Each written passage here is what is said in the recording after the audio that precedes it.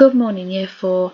I've had a little look at your English work from yesterday and I was so impressed with the ideas you came up with in your P4C at home, thinking about whether Mr. Arable should have killed the runt pig.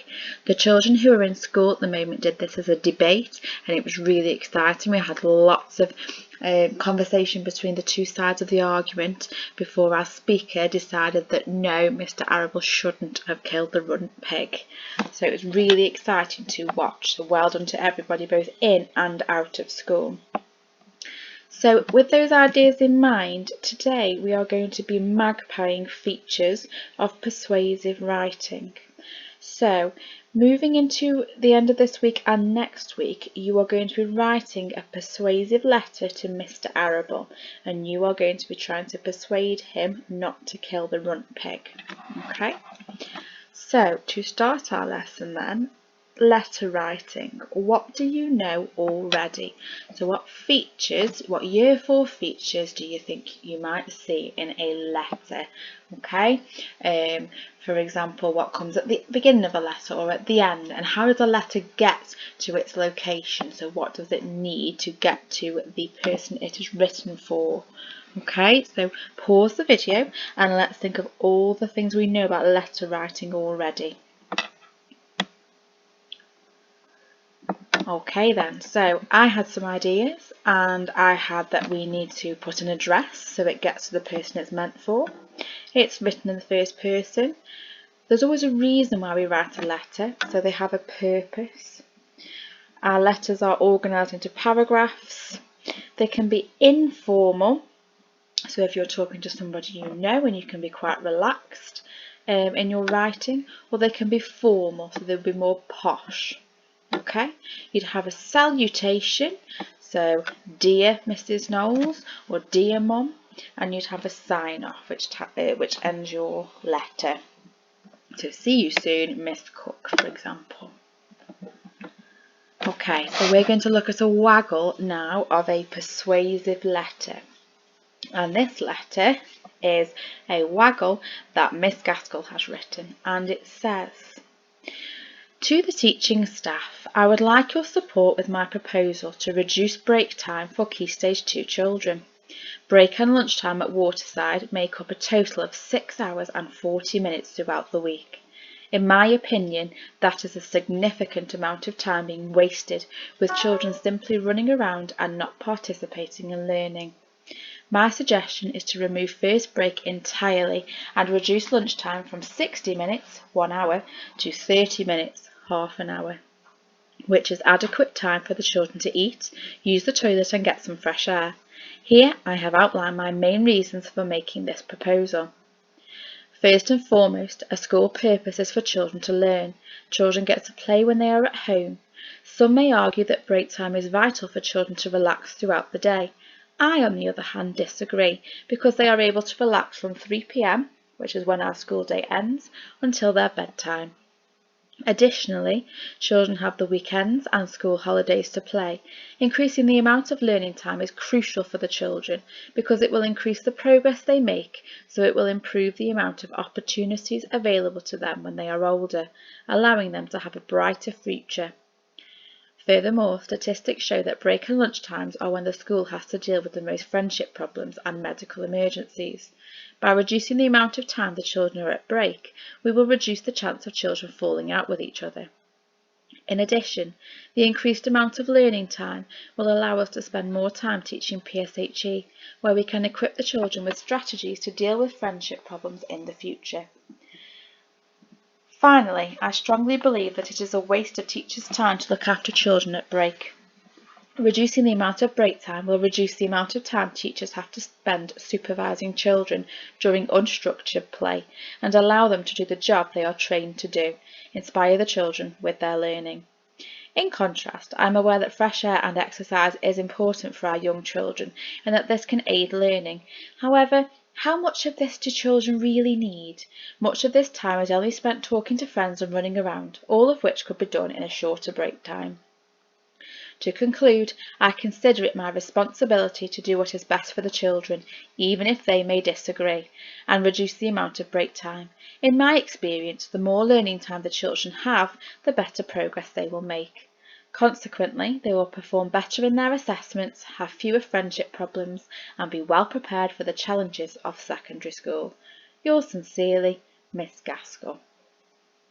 Okay, so while we were reading that, you may have picked up some new vocabulary that you think that we could use as to magpie and use in our persuasive letters. So, what features do we think are included in persuasive writing?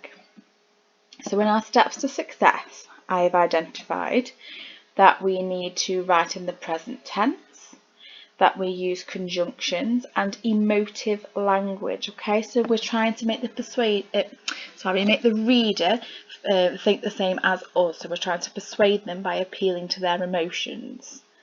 We use rhetorical questions, facts and opinions, which we worked on yesterday.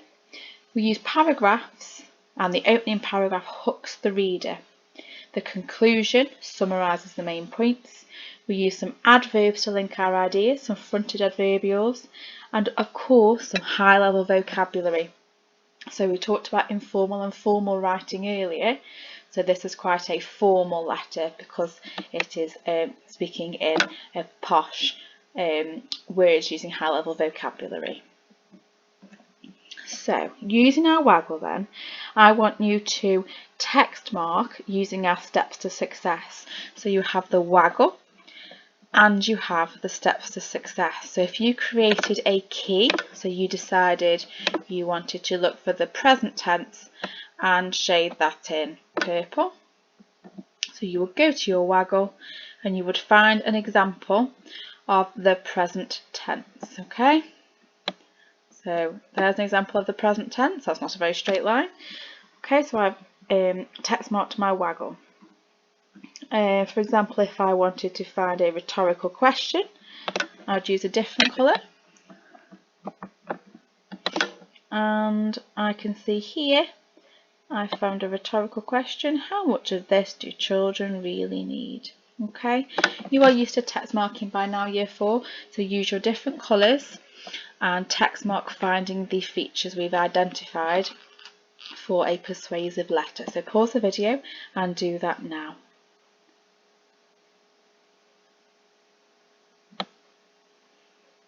Okay then. The next task I want you to have a go at is I want you to pick up on any vocabulary that you want to magpie from our Waggle. So have a quick scan back through using those reading strategies that we use in reading skills, and find any vocab that you think would be useful when you write your letter. Okay, so pausing the video again and making a list, a word bank of vocab.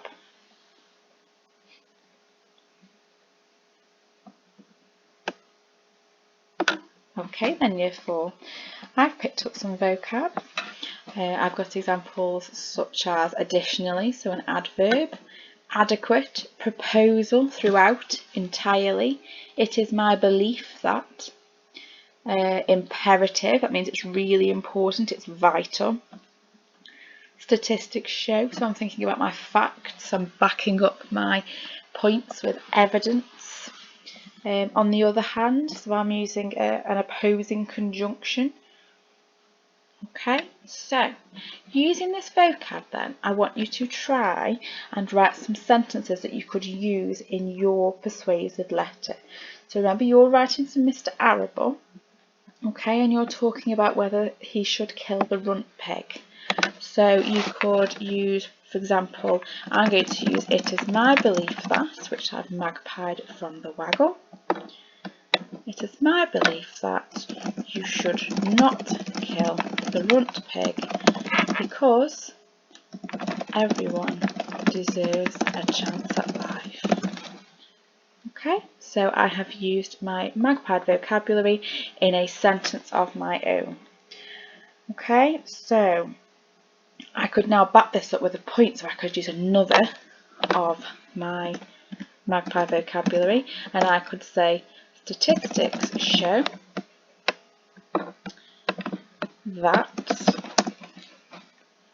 25% of little pigs who are hand-reared, so that means looked after by an adult or a human, survive into adulthood.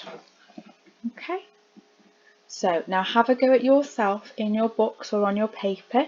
The vocab you have magpied, try and write into separate sentences that you can use in your letter when you come to write it next week. Okay, we are looking forward to seeing your work. Please remember to keep sending it in, and if you have any problems at all, then please do send a message on Dojo or by email. Mrs. Willis and myself are watching our accounts all the time to see if you need any help and to check out your amazing work. Well done, Year 4. Speak soon.